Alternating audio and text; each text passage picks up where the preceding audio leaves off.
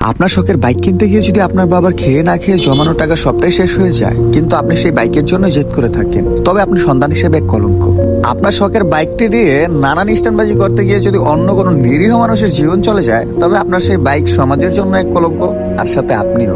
একটা দামি মোবাইল কিংবা একটা দামি চকচকে নতুন মডেলের বাইক আপনাকে বড় করে তুলবে না। আপনাকে যা সত্যি বড় করে তুলবে সেটা হইতে পারে আপনার আচরণ। লক্ষ টাকার বাইক নিয়ে রাস্তা দিয়ে যাওয়ার সময় একজন অভুক্ত মানুষকে দেখে যদি আপনার বাইকের গতি না কমে, তবে আপনার দামি বাইকের সাথে সাথে আপনিও একটা যন্ত্র হয়ে গেছেন। আপনি হয়তো আর মানুষের কাতারেই নাই। বাইক চালানোর সময় তুমি যত বেশি বেপরোয়া হবে, যত ক্ষিপ্র গতিতে বাইক চালাবে, আর যত বেশি ট্রাফিক আইন অমান্য করবে, ততই আজরাইলের সাথে তোমার সাক্ষাৎ হওয়ার সম্ভাবনা বাড়বে।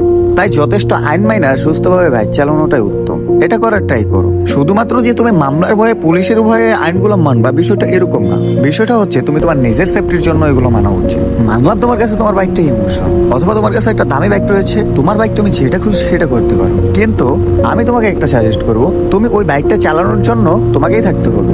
তুমি যদি না থাকো, ওই বাইকটা কে চালাবে আমাকে সেটার আনসার দাও। সুতরাং তুমি অলওয়েজ চেষ্টা করো, আজকে তুমি বাইকটা চালাইছো, আগামীকালকে বাইকটা চালানোর জন্য যেন তুমি সুস্থ থাকো। যখন বাইক রাইড করবা, অবশ্যই তুমি তোমার নিজের সেফটি গুলো মেনটেন করবা, নিজের দিকে ফোকাস করবা, তাহলেই দেখবা তুমি সঠিকভাবে বাইকটা রাইড করতে পারবা। আর যদি ওইসব 420 আর ছাপড়ি পোলাপানের মতো বাইক রাইড করো, 2 দিন 4 দিন ঠিক মতো বাইক চালাবা, এরপরে দেখবা তুমি নিজে আর বাইক চালানোর জন্য সুস্থ নাই। আর বাইক চালানোর সময় যে জিনিসটা বেশি মনে রাখবা তুমি একটা মানুষ, কোনো পশু না। তোমার পশুর মতো ক্ষিপ্রগতি বা বেপরোয়া চলাচল যেন অন্য কারো ক্ষতির কারণ না হয়ে দাঁড়ায়। তুমি বাইকে ওঠার আগে সাথে মনুষ্যত্ব নিয়ে উঠো, তাহলেই দেখবা তোমার জন্য অন্য কারো ক্ষতি হওয়ার সম্ভাবনা খুবই কম থাকবে। যাই হোক, আজকের ভিডিওটা এখানে শেষ করতেছি। হয়তো আমার কথাগুলো অনেকের খারাপ লাগবে। যদি তোমার কাছে আমার কথাগুলো খারাপ লাগে, আমি ভাই খারাপ হয়ে তোমার কাছে থাকতে চাই, কারণ আমি ভুল কোনো কথা আজকের ভিডিওতে বলি নাই। সব ভিডিওটা এই পর্যন্ত শেষ করতেছি। দেখা হবে নতুন কোনো ভিডিওতে। ততক্ষণ ভালো থাকুন, সুস্থ থাকুন। See you next. Bye by.